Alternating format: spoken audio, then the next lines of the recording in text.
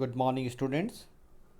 SRKP government PG college Kishangarh के YouTube channel CCE राज किशनगढ़ पर आप सभी का स्वागत है।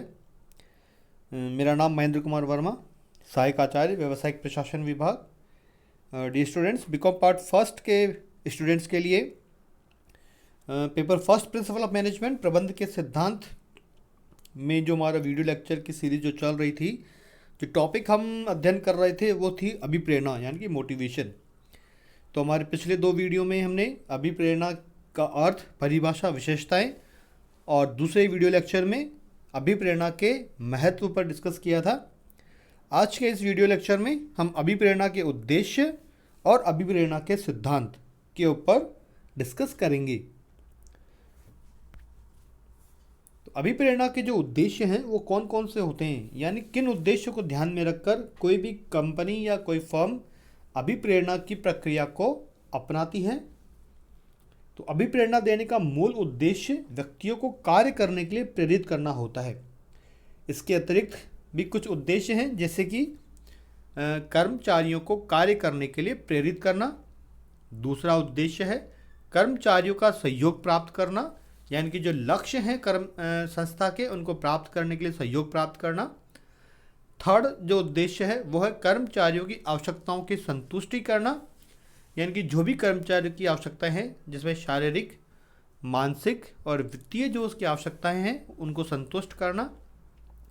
फोर्थ पॉइंट है व्यवसाय में अच्छे मानवीय संबंधों का निर्माण करना तथा उन्हें सुदृढ़ बनाना, यानी कि जब व्यवसाय में जब आपके कर्मचारी संतुष्ट होते हैं, उनकी आवश्यकताएं संतुष्ट होती हैं, तो कर्मचारियों और जो फर्म के ऑनर हैं, मालिक हैं, उनके बीच में संबंध अच्छे होते हैं और सुदृढ़ बनते हैं। फिफ्थ पॉइंट है कर्मचारियों के मनोबल को सुदृढ़ करना। सिक्स्थ पॉइंट है कर्मचारियों की कार्यक्षमता में सुधार करना तथा बनाए रखना, यानी कि जो कुशल कर्मचारी हैं उन्हें अभिप्रेरित करके उनकी कार्यक्षमता में और सुधार किया जा सकता है, और जो अकुशल कर्मचारी हैं उन्हें भी अभिप्रेरित किया जा सकता है। सातवां पॉइंट है कर्मचारियों को कार्य संतुष्टि प्रदान करना। आठवां पॉइंट है मानवीय साधनों का सदुपयोग, या माननीय वर्ड टाइप हो गया है, यह है मानवीय साधनों का सदुपयोग करना, यानी कि जो किसी भी फर्म के जो मानवीय संसाधन है, ह्यूमन रिसोर्सेज है, उनकी उच्च क्षमता तक उनकी जो कार्य क्षमता है उनका उपयोग कर उनका सदुपयोग किया जा सकता है। नेक्स्ट पॉइंट है संस्था के लक्ष्यों को प्राप्त करना, यानी कि जो संस्था के लक्ष्य हैं, लाभ कमाना, उन्हें प्राप्त करना, और ये तभी संभव है जब किसी संस्था के या कंपनी के जो कर्मचारी हैं वह अभिप्रेरित हों, उन्हें पूर्ण जो उनकी कार्य क्षमता है, कार्य कुशलता है, उसके साथ वह कंपनी के हित में कार्य करें और उसके लक्ष्य को प्राप्त करने में अपना पूर्ण सहयोग दें। अब अगर हम इसके बात करें इसके सिद्धांतों के बारे में कि अभिप्रेरणा के सिद्धांत कौन कौन से हैं, तो कर्मचारी को अभिप्रेरित करने में कुछ निश्चित सिद्धांतों का पालन करना चाहिए, जैसे कि कर्मचारियों में सुरक्षा की भावना उत्पन्न की जानी चाहिए, यानी कि वह कंपनी में कार्य करते वक्त उन्हें अपने जो काम है या जो उनका जो वर्क है उसकी उन्हें सुरक्षा मिले।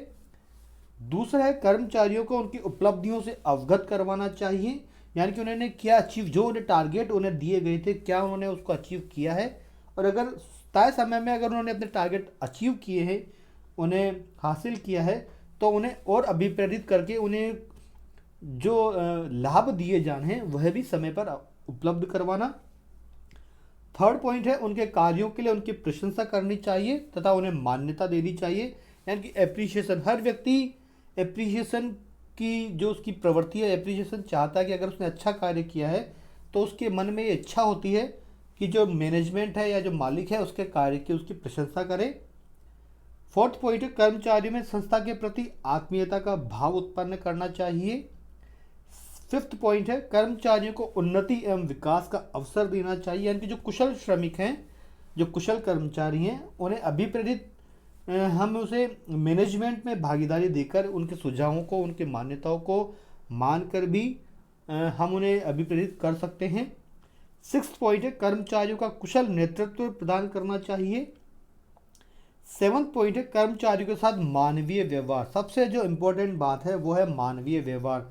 अगर एक कर्मचारी को लगता है कि उसका जो प्रबंध संगठन है उनके साथ अच्छा व्यवहार करता है और ये मानवीय जो सहूलियतें हैं, जो कार्य दशाएं हैं, वह उपलब्ध करवाता है, उनके सुझावों को, उनकी ग्रीवेंसेस को सुनता है, तो कर्मचारी हमेशा अभिप्रेरित रहता है और कर्म संस्था के हित में कार्य करता रहता है। 8वां पॉइंट है कर्मचारियों के धार्मिक, नैतिक एवं सामाजिक विचारों का स्वागत करना चाहिए। यानी कोई भी संस्था होती है उसमें भिन्न भिन्न भांति के लोग विभिन्न जाति, विभिन्न धर्म, विभिन्न सामाजिक मान्यताओं के काम करते हैं, तो सभी की धार्मिक, नैतिक और सामाजिक विचारों का स्वागत एक प्रबंध को करना चाहिए। नेक्स्ट पॉइंट है कर्मचारियों के सुझावों पर पर्याप्त ध्यान देना चाहिए। 10वां पॉइंट है कर्मचारियों को संस्था के नीति निर्धारण में पर्याप्त सहभागिता देनी चाहिए। अगर कोई कर्मचारी कोई सुझाव देना चाहता है, कोई नीति निर्धारण में कुछ इम्पोर्टेंट बात इंक्लूड करना चाहता है, तो उसकी बात को पर्याप्त सहभागिता उनको सुनना चाहिए और अगर अच्छी लगे तो उन्हें नीति निर्धारण में सम्मिलित भी करना चाहिए। नेक्स्ट पॉइंट है संगठन में समूह भावना की टीम स्पिरिट उत्पन्न करनी चाहिए। सभी कर्मचारी अभिप्रेरित हो, मोटिवेट हो, तो टीम अच्छे रूप में कार्य करती है और ये सब डिपेंड करता है टीम लीडर पर। नेक्स्ट पॉइंट है कर्मचारी को निराश नहीं होने देना चाहिए। बहुत सी बार होता है कर्मचारियों के जो टारगेट दिए जाते हैं वह उन्हें अचीव करने में, उन लक्ष्य को प्राप्त करने में थोड़े पीछे रह जाते हैं, तो वह निराश होते हैं। तो एक कुशल प्रबंधक का ये दायित्व बनता है कि वह अपने टीम को मोटिवेट करे कि कोई बात नहीं, हम नेक्स्ट टाइम में इन्हें अचीव कर सकते हैं। नेक्स्ट है कार्य को रुचिकर बनाने का प्रयास करना चाहिए। यानी कि कर्मचारियों की रुचि कार्य के प्रति बनी रहे, वह नीरस ना हो। 14 पॉइंट है कर्मचारियों के व्यक्तिगत अस्तित्व को स्वीकार करना चाहिए, क्योंकि हर व्यक्ति की एक इंडिविजुअल आइडेंटिटी होती है, तो उसे जो अस्तित्व है उसका व्यक्तिगत, उसको भी स्वीकार करना चाहिए, पूरी तवज्जो प्रबंधक को देनी चाहिए। नेक्स्ट है कर्मचारी की आंतरिक दबी हुई शक्तियों के विकास का प्रयोग करना चाहिए। यानी कि बहुत से व्यक्ति ऐसे होते हैं जो इंट्रोवर्ट होते हैं, बोल नहीं पाते हैं, लेकिन उनमें जो कार्य करने की जो काबिलियत है वह बहुत होती है, तो उनके कम बोलने की वजह से या उनका प्रदर्शन की वजह से लोग उन्हें नज़रअंदाज करने लगते हैं। लेकिन एक प्रबंधक को हमेशा सभी व्यक्तियों को साथ में लेकर काम करने की प्रवृत्ति को अपनाना चाहिए और उनकी जो दबी हुई शक्तियां हैं उसका भी विकास करना चाहिए। तो ये कुछ सिद्धांत हैं, इन सिद्धांतों को अपनाकर, इनका अनुसरण करके एक अच्छी अभिप्रेरण की जो टेक्निक है उसको संस्था में लागू करना चाहिए। तो आज के इस वीडियो में इतना ही। धन्यवाद।